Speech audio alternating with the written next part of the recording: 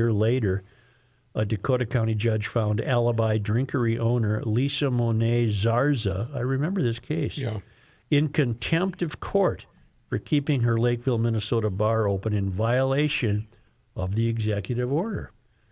In the decision, Judge Jerome Abrams ordered her to pay a $3,000 fine for each day alibi drinkery remained open in violation of the order, and risked a 5-year liquor license suspension for its continued failure to comply. Ultimately, her license renewal was denied, forcing the business to close its doors permanently. Pretty steady hand, isn't it? Currently, the Minnesota Legislature can terminate a peacetime emergency by a majority vote in both the House of Representatives and the Senate. I would not trust the Democrats to do that. Under the Never Again Act, sponsored by Representative Drew Roach, Republican Farmington, a governor's authority to declare an emergency would be revoked and instead be in the hands of a 2 to 3 supermajority vote by each chamber. An emergency order would then expire after 5 days unless extended for up to 30 days by another vote. The proposal would also eliminate an existing misdemeanor crime for a person who violates an emergency rule or order issued by the governor during a declared emergency. What they're saying, the Never Again Act is in response to an overreach and abuses by a runaway governor who invented penalties for violations of his executive orders, said Representative Roach before the House State Government Finance Committee.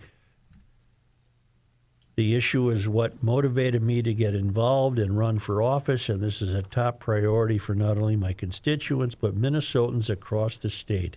As we saw during COVID, the governor used his power to strip people's rights. My intent is to ensure the governor doesn't have unilateral power over the people and give the power back to legislators. Hear, hear.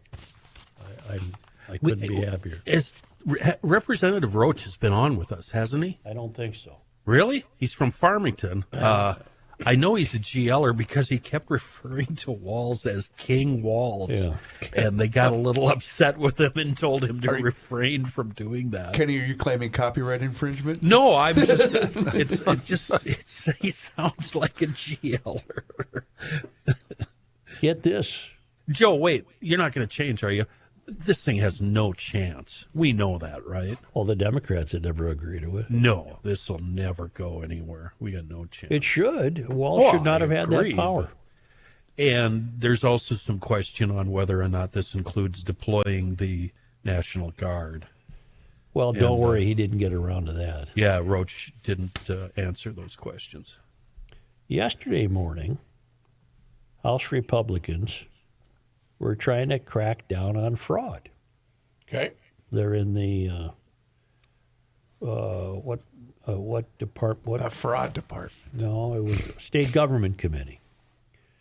And Representatives Patty Anderson and Ben Davis presented House File 1 and House File 2 in the State Government Committee, which included a series of reforms designed to prevent fraudulent activity in state grant programs and ensure public funds are used responsibly. So far, so good? Sure. Right? Okay. Sounds really good. What you've been asking for. The proposed legislation would establish an Office of Inspector General and create a fraud reporting hotline to encourage transparency and accountability. It would also require state agencies to immediately halt payments when fraud is suspected, preventing further misuse of taxpayer dollars while investigations are conducted.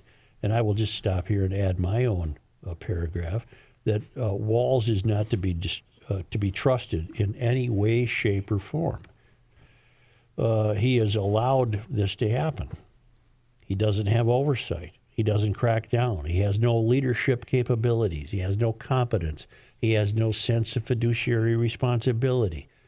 He's like a regular person. In other words, he's a moron. Additionally, the bills introduce stricter requirements for nonprofits seeking state grants. Let me just cut to the chase. All the Democrats in the committee voted against this. I wonder why that is, Joe. They voted against the requirement in this proposed legislation that would require a state employee to report suspected fraud. All DFLers voted against that provision.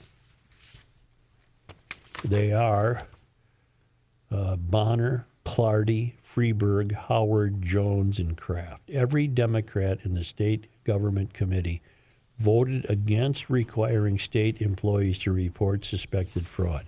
Once again, it becomes entirely natural to be skeptical of DFLers. Perhaps the $610 million has been going to them. We know it went to some food fraudsters, and we know it went to some daycare fraudsters, and we know it went to some addiction treatment center fraudsters, and we know it went to autism fraudsters, and we know it went to Medicaid fraudsters. Maybe it's also going to the DFL, and maybe it's also going to the governor. And is it coincidental that they were absent when this initially kicked things off? Back when? Didn't you suspect that as well? Well, one of the reasonable suspicions you could have come up with is they didn't want to be in session because they knew fraud was going to be discussed. And they didn't want, they're guilty. I think they're all guilty of lining their pockets. How do you like that? Okay. That's where we are now. They're all guilty. They have walking around, you can see the dollar bill sticking out of their pocket. But it does beg the question, why? Why would they be against this? What if you're even trying to play devil's advocate, why? I played that with myself. I played that game. I'm trying to come up with why you would do that. Why would you vote against? And I can imagine their answer might be something along the lines of that could result in personal vendettas against people that you don't like, so you would charge them with fraud. And I mean, there's a million ridiculous reasons to vote against it. That would be one of them. I can't tell you a couple. There's a story actually from the House website. Representative Ginny Claiborne, DFLer from Plymouth, Representative Mike Freeburg expressed frustration the bill received a vote when it's not finished, especially in areas under the committee's jurisdiction. Representative Jim Nash, Republican from Laconia, the committee chair, countered that has happened in recent years with a number of bills when the DFL was in charge, including paid family leave. In a letter to the committee, Aaron Campbell, Commissioner of Minnesota Management and Budget, expressed concerns with the bill, including that no other state has an inspector general with executive branch oversight responsibilities appointed by a legislative entity, and the change would inappropriately gotcha. Not mine. I got to do it. Sorry, John. Inappropriately be a legislative role with executive function. And let's see, there's one other one. Concern also shared by union officials that state employees would transfer from executive branch positions governed by a collective bargaining agreement to public employer without a similar network. The only thing I can figure out from reading this is that some of the Democrats wanted the bill to be finished and then they'd vote no. Well, the other thing I would suggest is that maybe other states don't have an inspector general, but name me a state that needs one more than Minnesota. Possibly California, but that's it. You're right. Yeah. Any chance we could get any of those Democrats on the show?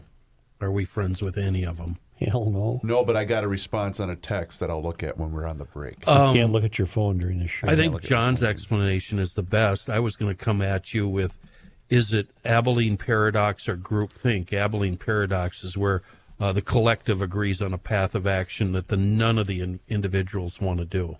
And you know what groupthink is. Yes.